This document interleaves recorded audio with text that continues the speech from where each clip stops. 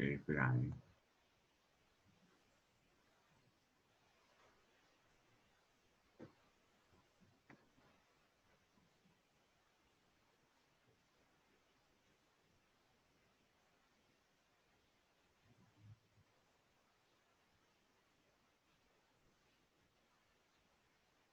Espera que estoy buscando, ¿sí? No hay problema.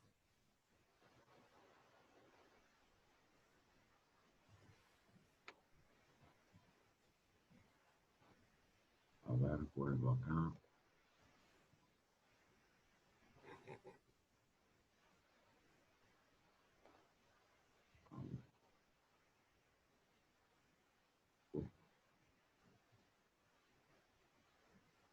Ahí está. Este ejercicio, Sí, las opciones C y D, que dice que mu es igual a 14 y mu es igual y mu es igual a 12. La C vendría a ser un error de tipo 2 y la D vendría a ser un error de tipo 1. para que lo leo porque lo tengo que leer. Esta es una prueba de hipótesis menor que 10, mayor que 10. Para cada una de las situaciones siguientes, determine si la decisión fue correcta o ocurrió en el tipo 1 o tipo 2. Bueno, a ver, vos me estás preguntando por C y D. Claro, sí, Entonces, en la opción C, el verdadero valor es 14 sí, y H0 no es rechazada. Es decir, donde H0 es que es menor o igual que 10. Es sí. decir, que no se rechaza una hipótesis que es falsa. ¿Está bien? Ese Claro. es un tipo 1. Ah, al revés, sí. Mientras que en la parte C, el verdadero valor es 12 y es rechazada. O sea, ahí no hay error. Ah, es verdadera directamente. No hay Claro, error. ahí no Ah, hay listo. error. Perfecto, perfecto. Ah, entonces Bárbaro. yo tenía el concepto al revés. Entonces, el error de tipo 1 es cuando es falsa, pero es aceptada. No, ese es el error de tipo 2. El error. Ah, entonces ¿Eh? el error de tipo 1 sería que es verdadera o sea, que no es aceptada cuando tiene que ser. Ay, me trabé, perdón. No, pero te entiendo. El error de tipo 1 es, la hipótesis nula es verdadera, pero se Sí, rechaza. claro. Hipótesis nula verdadera, pero es rechazada. Claro, Y el de tipo 2 sería hipótesis rechazada cuando tiene que ser verdadera. exacto. Ah, listo, Una perfecto. manera de acordarse de esto, esta terminología muchas veces se empleó en el comercio. ¿Eh? Y al error de tipo 1 muchas veces se lo llamaba riesgo del vendedor. ¿Por qué? Porque el vendedor le decía al comprador, este producto está en buenas condiciones y el producto en realidad estaba defectuoso y se lo rechazaba. Ese es el riesgo del comprador, Claro. del vendedor, perdón, porque le rechazan algo que está bien. Mientras que al error del tipo 2 muchas veces se le llamaba el riesgo del vendedor, del comprador, que era aceptar un producto que en realidad era defectuoso. Si te ayuda memotécnicamente para acordarte cuál es cada tipo de error. No te confundas con esto y fíjate en el apunte que está bien explicado. ¿Está bien? Bueno. ¿Algo más? Profe, el inciso C, usted dijo que es un error de tipo 1, pero ¿no es un error de tipo 2? No, porque en el error del tipo 1, a ver. No, tenés muchísima razón. A ver, para. Tenés muchísima razón. En el inciso C, claro, La hipótesis nula es falsa y no es rechazada. Ese es un error de tipo 2. Exactamente, me equivoqué. Lo dije mal. Perfecto. El error de tipo 1, ¿dónde estaría? En el inciso A. El verdadero valor es 8, es decir, que la hipótesis nula es verdadera, pero es rechazada. Qué suerte que me dijiste. Sí, bien. A ver si puedo. Bueno. Entonces, vimos los conceptos de test de hipótesis. ¿Está bien? La regla de decisión, qué es el error de tipo 1, qué es el error de tipo 2. Muy bien, muy bien. Entonces, vamos a ver lo siguiente. ¿Qué es lo que dijimos? Estoy acá arriba. Alfa, que es la probabilidad del error de tipo 1, uno lo elige. Hay maneras de elegirlo utilizando temas de teoría de la decisión que tienen que ver con cuál es el costo de una equivocación para un determinado problema, pero que generalmente necesita conocer datos que el estadístico o la persona que hace el análisis no dispone.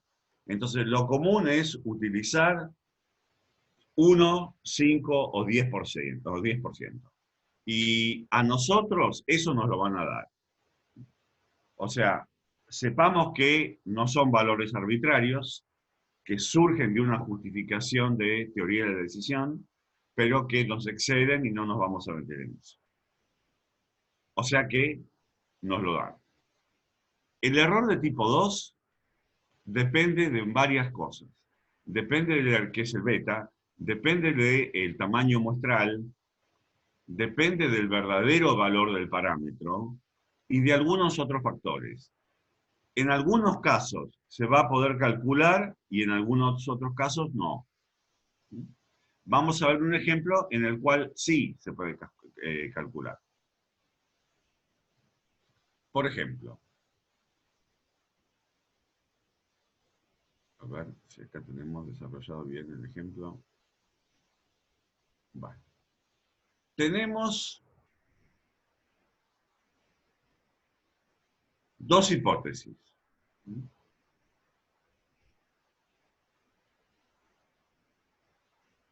Vamos a ver bien, espérense.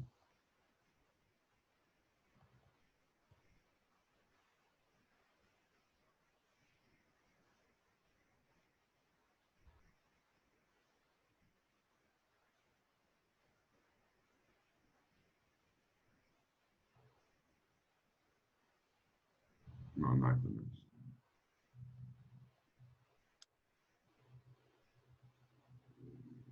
Espérense.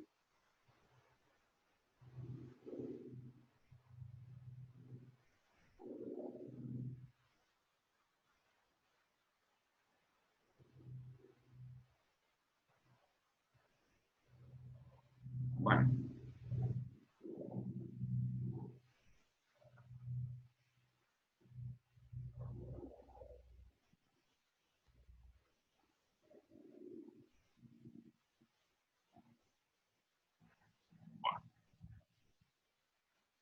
en realidad no me gusta cómo está planteado acá,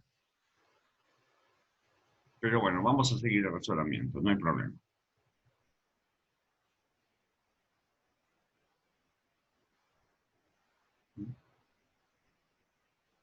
Vamos a hacer un ejemplo desde el principio.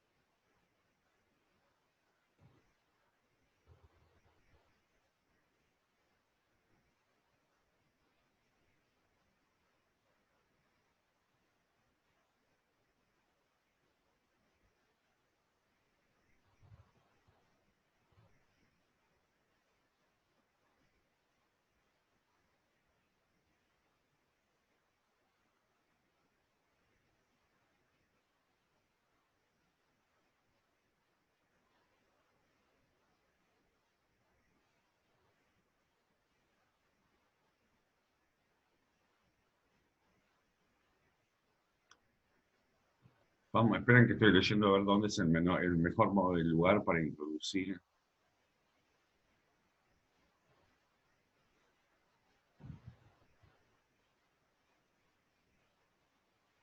No me gusta, no me gusta. Esto lo voy a explicar en base a un apunte. A ver, espérense, a ver. ¿Qué pasa acá?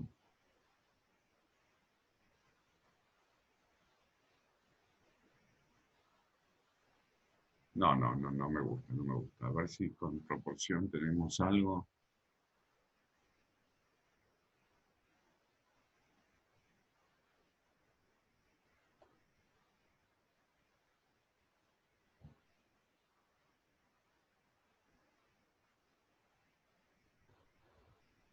Esto no va.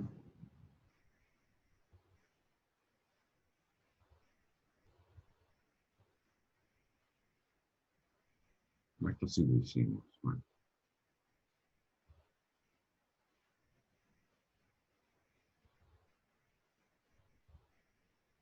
ya me estoy quedando sin tiempo.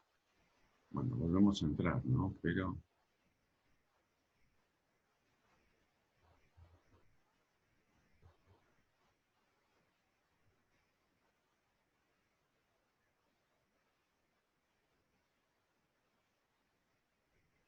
no. Vamos a armar toda la caja de herramientas mejor. Primero dar la teoría y dejar para después hacer los cálculos. Entonces, lo que quiero hablar ahora, que ya introdujimos error de tipo 1 y error de tipo 2, después los cálculos los vamos a hacer en algún ejemplo un poco más sencillo, un poco más entendible, pero lo que quiero hablar ahora es de lo que se conoce como p-valor y potencia. Primero, p-valor.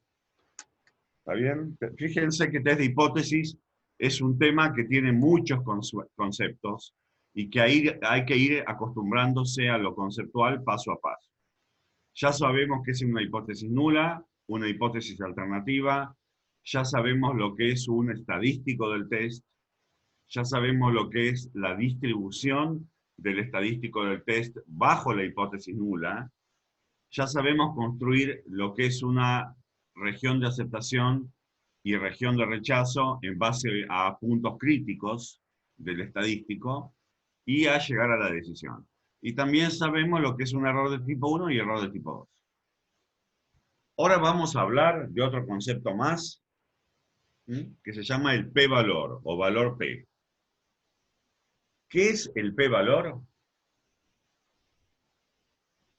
En palabras podemos decir que es la probabilidad de rechazar. A ver, es la probabilidad de tener una muestra tan o más extrema que la que uno tiene para ser consistente con una hipótesis nula. De vuelta, en palabras, la probabilidad de tener una muestra tan o más extrema que lo que uno tiene para ser consistente con la hipótesis nula. Por ejemplo, mi hipótesis es que la proporción de gente que sabe conducir es del 30%. ¿Está bien? Voy y tomo una muestra y en mi muestra encuentro que el 50% tiene licencia de conducir, es decir, un 20% mayor. Entonces, en ese caso, mi valor P sería cuál es la probabilidad de que si fuera cierto que la verdadera proporción es 0,30, una muestra me diera por azar 0,50 o más de proporción. ¿Entienden? Ahora Sí, lo se explico. entiende. Entonces, o sea, definición de p-valor. Probabilidad de que una muestra sea tan o más extrema que la que uno obtuvo, en mi ejemplo, 50%, sí que de veras es verdad la hipótesis nula. O sea, en el fondo, ¿qué es un p-valor? Es una medida de cuánto contradice una muestra una hipótesis nula. O sea, es una medida de evidencia en contra de una hipótesis nula. Cuanto más chico es ese p-valor, cuanto más chica es esa probabilidad, más evidencia en contra hay, porque más rara sería la muestra. Es como el caso que hablábamos la vez pasada de las monedas. Tiramos 200 monedas, salieron 200 secas, perdí 200 pesos. ¿Sí? Yo podría calcular el p-valor. ¿Qué sería el p-valor en ese caso? Sería, ¿cuál es la probabilidad de que una moneda normal, una moneda usual, con una cara y una seca, probabilidad un medio cada una, me arroje una muestra de 200 o más secas seguidas? Ese sería el p-valor. La probabilidad de tener una muestra tan rara, suponiendo que la hipótesis nula fuera verdadera. Entonces, por eso es que en ese caso que hablábamos la vez pasada, yo diría, no, no puede ser que haya tenido tanta mala suerte. Acá lo que pasa es que me están tirando una moneda de dos secas. El punto es que el p-valor es eso. Cuanto más chico es, quiere decir que hay una gran contradicción, que hay es decir, hay más evidencia en contra. Porque quiere decir que si fuera la hipótesis nula verdadera, la muestra sería muy, muy rara. Muy bien, ahora vamos a ver un ejemplo de cómo se calcula. ¿Qué quiere decir esto del p-valor? Esa es la definición, ahora vamos a ver el cálculo.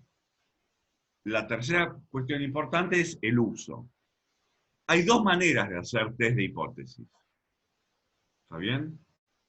Una manera es como la hicimos nosotros, que es después de decidir el estadístico del test, establecer una región de aceptación, una región de rechazo y tomar la decisión. La otra manera es comparar el nivel de significación, el alfa, con el p-valor. Por ejemplo, yo no hago nada de todo el resto, ¿sí? Pero quiero hacer un test de este tema de la proporción. Y me dicen el nivel de significación es del 5%, pero mi p-valor es del 2%. ¿Qué hago?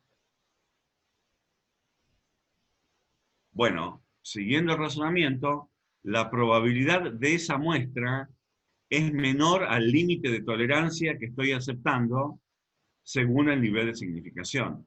Entonces conduzco a rechazar. Lo que quiero decir es que otra manera de aceptar o rechazar es tomar la regla de decisión en base al valor P. Es decir, cuando el valor P es más chico que alfa, se rechaza. Cuando el valor P es mayor o igual que alfa, se acepta la hipótesis nula. ¿Mm?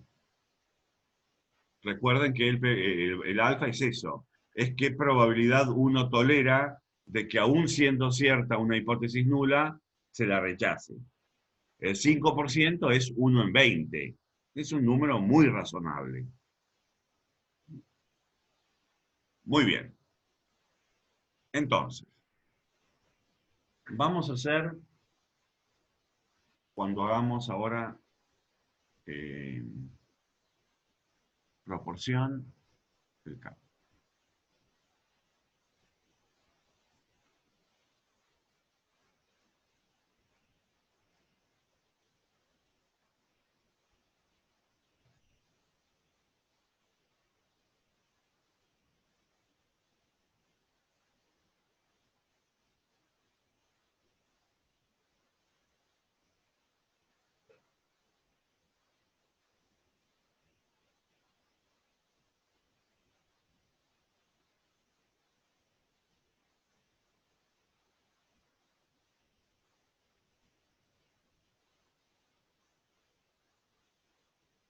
Ay,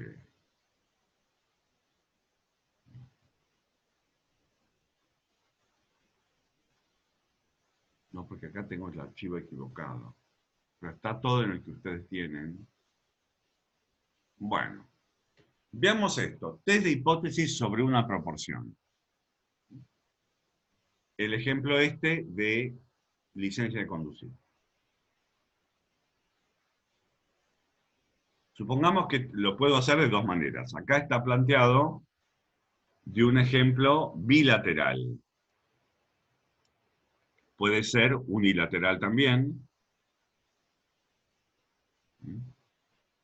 en el sentido que mi hipótesis, en lugar de ser distinta, podría ser menor o mayor. En este caso está hecho el caso bilateral. ¿Cómo lo vamos a hacer? Para poder hacer esto, vamos a, de vuelta, confiar en la aproximación normal a la binomial. Hay manera de hacerlo en forma exacta, con una distribución binomial, pero también es tema de estadística no paramétrica que no vamos a entrar. Y si uno tiene muestras grandes, que generalmente uno necesita para tomar una decisión buena, la aproximación normal